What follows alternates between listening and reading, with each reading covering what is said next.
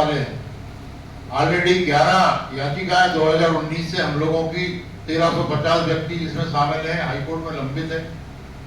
और पिछले दिनों मैं जबलपुर गया था और मैयर सीमेंट के जो वहां के साथियों का बहुत दिन से लगातार दबाव था कि साहब हमारी रिट भी आपके माध्यम से दायर हो।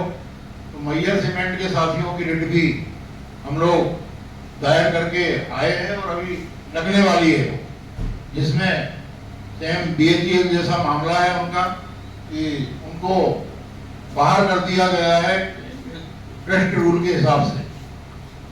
तो 12वीं याचिका उनकी हम लोगों ने लगा दी है और ये अब जो है वो हम लोगों की 13वीं याचिका लगेगी और इसमें तमाम मुद्दे जो परिहार साहब ने रखे हैं वो तो है ही है।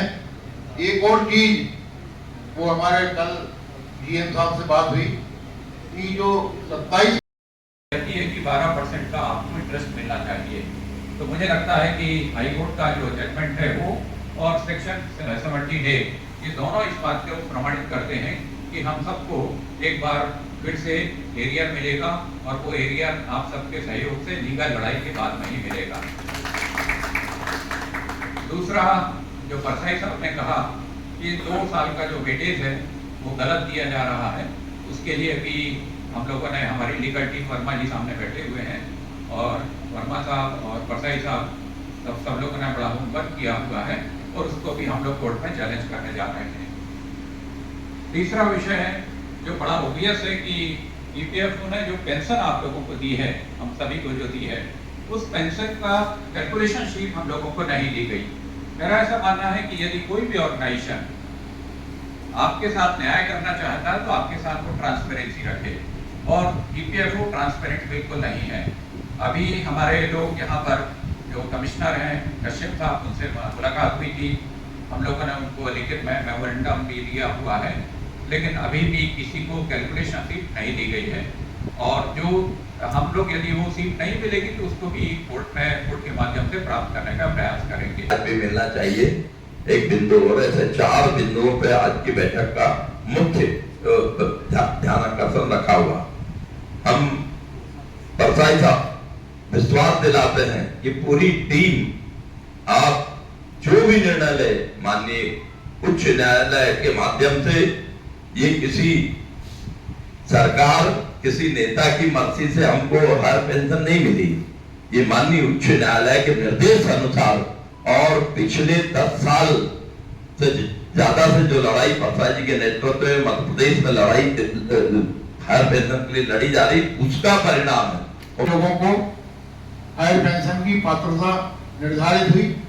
ये दुर्भाग्य की बात है कि 1/9/14 के पहले वाले लोग जिन्होंने सड़क पे संघर्ष किया, जिन्होंने कोर्ट में संघर्ष किया, जिन्होंने पैसे खर्च किए, समय खर्च किया, उनको ही बाहर कर दिया गया और कोई उचित कारण नहीं है उसका।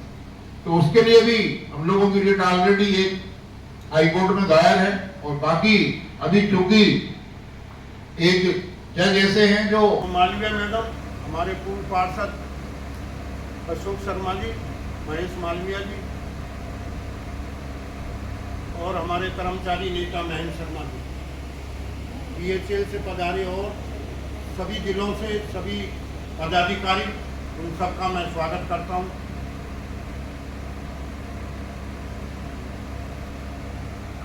पेंशन की जो परिस्थितियां हैं ये सही है कि उन्होंने, जैसा कि परसाई जी ने बताया आपको, कि पूर्व में जो जिन्होंने लड़ाई लड़ी है वो कहीं ना कहीं उस चीज से वंचित रह गए। लेकिन एक बात जरूर मैं कहूँगा कि उन्हीं के प्रयासों से जब 59 लोगों का केस लगा गया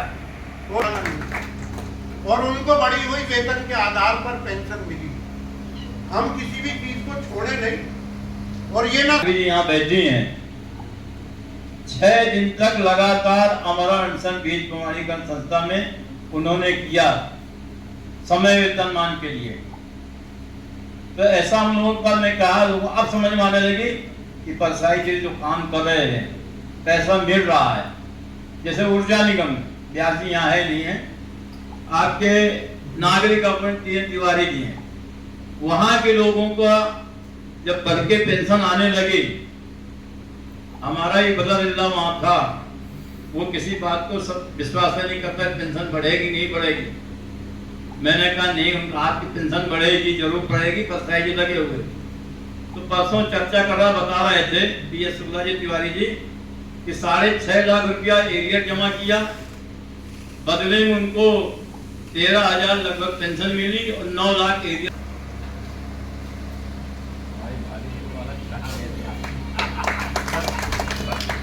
जी कहाँ है सर?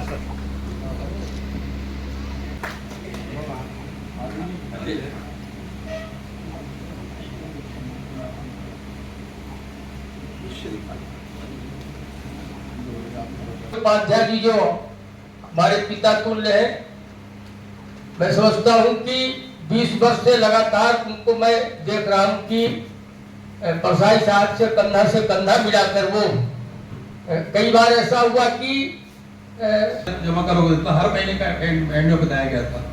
तो कैलकुलेशन स्पीड वाले बिल्कुल बात सही है। और ब्याज सहित पैसा जमा करने की बात जहां तक है, तो 2014 के पहले वालों के केस ऐसे हो चुके हैं। एक 2 सज्जन है जिन्होंने अपना नाम ही बताने से मना किया है, और यहाँ तक कि अपने पड़ोसी तक को भी बताया उन्होंने कि मेरे को फायदा मिला हुआ है। ऐसे भी लोग हैं। तो उन्होंने वास्तव में उनको ब्याज नहीं जमा करना पड़ा, उनके केस को किसी ने लड़ा और बगैर ब्याज के उन्होंने पैसा जमा किया। ऐसे 2 केसेस हैं, एक इंदौर में है और एक भोपाल में। तो बिल्कुल यदि कोर्ट में जाएंगे तो सफलता मिलेगी, ये पक्की बात है। और जहां तक फार्मूले वाली बात है, फॉर्मूला सारी 2 वर्ष के, वो तो 20 साल में तो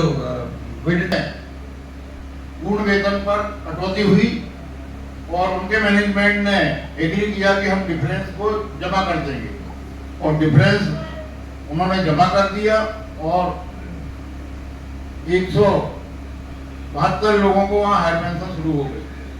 इसी तरह का केस साइंस एंड टेक्नोलॉजी का, वहाँ भी बाद में पैसा जमा करने कटना शुरू हुआ। वो लोग पैसा देने को तैयार नहीं है, परंतु अब EPF वाले पैसा दे नहीं रहे।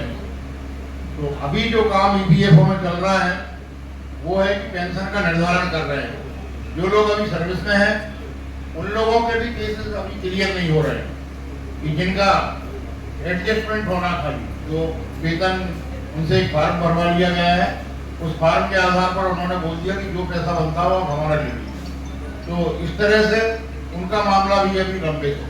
तो विसंगतियां बहुत हैं, इन पे हम लोग लगातार संगठन काम कर रहा है। अब मैं आदरणीय उपाध्याय साहब से अनुरोध करूंगा कि आपकी सभा को संबोधित करने की कृपा करें। महेश चंद उपाध्याय जी जो सीहोर से हमारे बीच में आते हैं और 90 वर्ष की आयु के बाद भी लगातार संगठन में सक्रिय हैं। आदरणीय दादा महेश। मंच पे उपस्थित सभी महानुभाव, बाकी सब मेरे साथियों, मेरा विशेष निवेदन यही है कि जो EPFO जैसा सब लोग समझते नहीं थे, आज उसी EPFO के द्वारा हायर पेंशन जिन लोगों को दी जा रही है, ये हमारे सबसे बड़ी विजय है।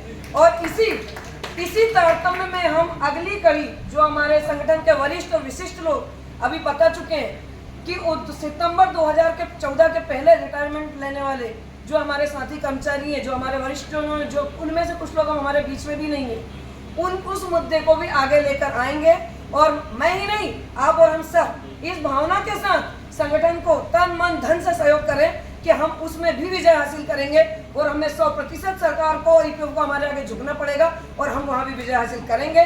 सबको समान सेवानिवृत्त के बाद का जो पैसा है, जो सेवानिवृत्त की सेवाएं हैं, उसके न्यूनतम वेतन जो आज दिया जा रहा है वो हायर पेंशन के रूप में सभी को एक समान लागू हो। इसके लिए EPFO को सामने आना होगा, सरकार को आगे आना होगा, पैसा पूरी तरह देना होगा, सबके साथ एक समान साथ दिया और बहुत पॉजिटिव वे में दिया और बहुत ही मैनेजमेंट के साथ मिलकर दिया। ये भी बहुत बड़ी बात है कि मैनेजमेंट के साथ मिलकर हमेशा काम किया। वही पॉजिटिविटी शायद EPFO के संघर्ष में काम आई है। हमारे जैसे प्रयास साहब हैं, इन लोगों ने सबके बहुत कंट्रीब्यूशन है, यहाँ के सब लोगों का, आप लोगों का, ये बातों में नाम भी नहीं जानता मैं, लेकिन इसी पॉजिटिविटी के साथ काम करते रहना ही आई थिंक हमारी सफलता की और रहेगी। ये बात सही है कि जो पेंशन मिली है वो किसी का पर्सनल एफर्ट नहीं है, वो ऐसे लोगों का जिन्होंने काम किया है, ग्रास रूट पे जाके संघर्ष किया है, न्यायालय में किया है, सर्वोच्च न्यायालय में गए हैं, इनकी वजह से ही पेंशन आज हम लोगों को मिली है, मुझे ही मिली है।